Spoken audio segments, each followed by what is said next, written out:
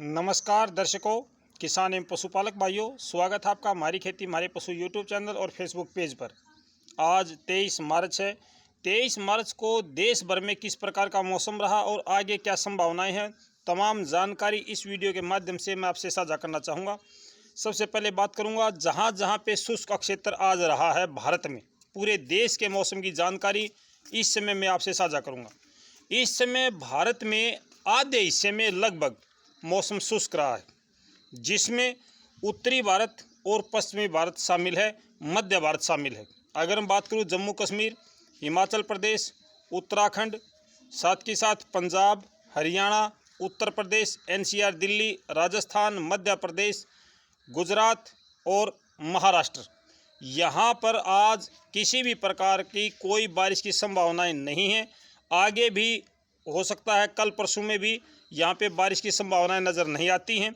लेकिन जो भारत का दक्षिण पूर्वी तटीय क्षेत्र है, जिसमें आपका बिहार में भी शुष्क क्षेत्र है, इसके अलावा आपका झारखंड है, पश्चिम बंगाल है, उड़ीसा, छत्तीसगढ़ और तेलंगाना, कर्नाटक, आंध्र प्रदेश, तमिलनाडु, केरल, इन तमाम जगहों पे आज दिन में भी बारिश की गतिविधियां रुक रुक कर जारी हैं।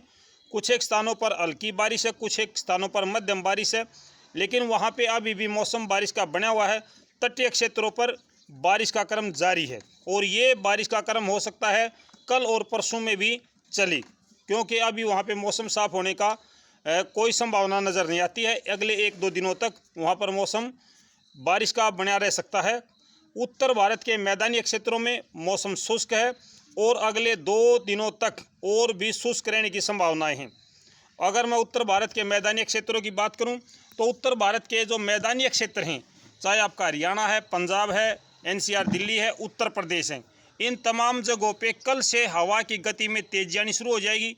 हवा शुष्क है और थोड़ा सा मौसम आज भी गर्म रहा है और आगे भी मौसम में गर्म होने की संभावना लगातार बनी हुई है।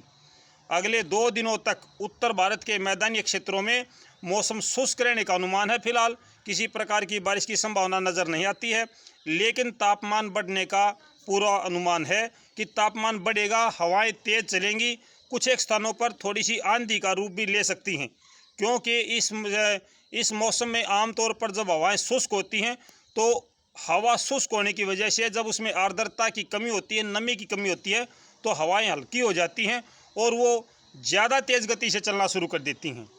अगले 24 घंटों तक या अगले 2 दिनों तक आप इसको मान के चलो कि 2 या 3 दिनों तक, अगले 2 दिनों तक आप इसको देख सकते हो। मौसम में गर्मी बढ़ेगी, साथ के साथ हवा की गति भी बढ़ेगी और दक्षिण पश्चिम और पश्चिम की हवाएं ज़्यादा क्षेत्रों में चलेंगी। कुछ एक जगहों पे उत्तर पश्चिम की हवाएं भी चलेंगी, क्योंकि हवाएं शुष्क हैं तो ये पश्चिम की हवा ज़्यादा चलेगी। इसके साथ साथ में अभी हमारी जो फसलें पककर तैयार हो रही हैं, उस पर ये हवाएं प्रतिकूल प्रभाव डाल सकती हैं, क्योंकि जब शुष्क हवाएं चलेंगी तो हमारी जो फसल है और तेज़ गति से जब हवाएं चलेंगी तो ये खड़ी फसल भी सूख सकती है, क्योंकि आमतौर पर इस मौसम में ज़मीन में नमी हो जाती है, कम हो जाती है नमी, और हमारी जो फसलें हैं वो पकने के आसपास हो जाती हैं।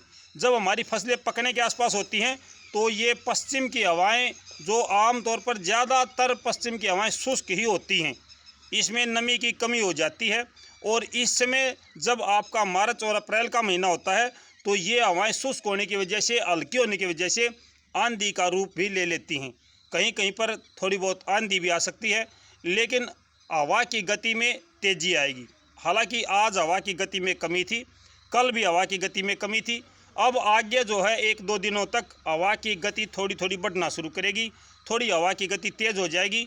सुबह के समय कल भी आपको कहीं कहीं पर धुंधली धूप या थोड़ा बहुत कोहरा, सुबह के समय हल्का सा कोहरा नज़र आएगा, लेकिन अब वो ज़्यादा कोहरे वाली बात नहीं है। जो सर्दियों में कोहरा था वो उस प्रकार का कोहरा नहीं होगा। ये हल्की सी धुंध होती है, हल्का सा कोहरा होता है सुबह के समय, सूरज थोड़ा सा धुंधला दिखाई देता है और ज़्यादा चटक धूप सुबह के समय नहीं होती। लेकिन जैसे ही दिन बढ़ना शुरू कर देता है, धूप बढ़नी शुरू होती है, वैसे ही हवा की गति भी स्पीड पकड़ जाती है, हवा की गति में वृद्धि होना शुरू हो जाता है। तो ये इस प्रकार का जो मौसम है वो अगले 2-3 दिनों तक रहने का अनुमान है। अगर मैं पश्चिमी विक्षोभ की बात करूं तो फिलहाल पश्चिमी विक्षोभ अफ़गानिस्तान में स्थित है और ये पश्चिमी विक्षोभ 1 या 2 दिन के लिए नज़र नहीं आता है। इसका दायरा बहुत बड़ा दायरा है, बहुत लंबे चौड़े एरिया में ये पश्चिमी विक्षोभ है। हो सकता है कि 25-26 के आसपास में ये 2 या 3 दिनों तक उत्तर भारत के मैदानी क्षेत्रों में सक्रिय हो और कुछ एक बूंदाबांदी या तेज़ हवाओं के साथ, थोड़ी बहुत बूंदाबांदी तेज़ हवाओं के साथ कर सकता है। इससे फिलहाल ये अनुमान है, क्योंकि लंबे चौड़े एरिया में है। 2 या 3 दिनों तक उत्तरी भारत के मैदानी क्षेत्रों में बादल छाएंगे।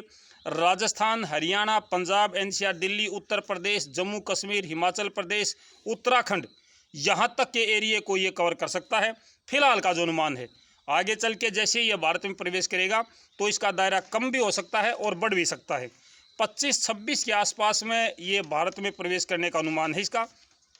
अभी तक वो अफ़गानिस्तान में है, पाकिस्तान में भी नहीं आया है और आज 23 मार्च है, कल 24 है, तो कल के बाद में वो आना शुरू होगा, वो भारत के आसपास में होगा। इसके बाद में हम उसकी गतिविधियों को देख के बता पाएंगे कि ये किस प्रकार से कितना सक्रिय हो सकता है। लेकिन उससे पहले शुष्क हवाएँ चलेंगी और शुष्क हवाओं के चलने से ये ज़्यादा प्रभाव नहीं दिखा पाएगा, क्योंकि इस बार जब पश्चिमी विक्षोभ भारत में आ रहा है तो पूर्वी हवा नहीं चल रही है। पूर्वी हवा नहीं चल रही इस बार, उत्तर की हवा चल रही हैं, उत्तर पश्चिम की हवा चल रही हैं, दक्षिण पश्चिम की हवा चल रही हैं।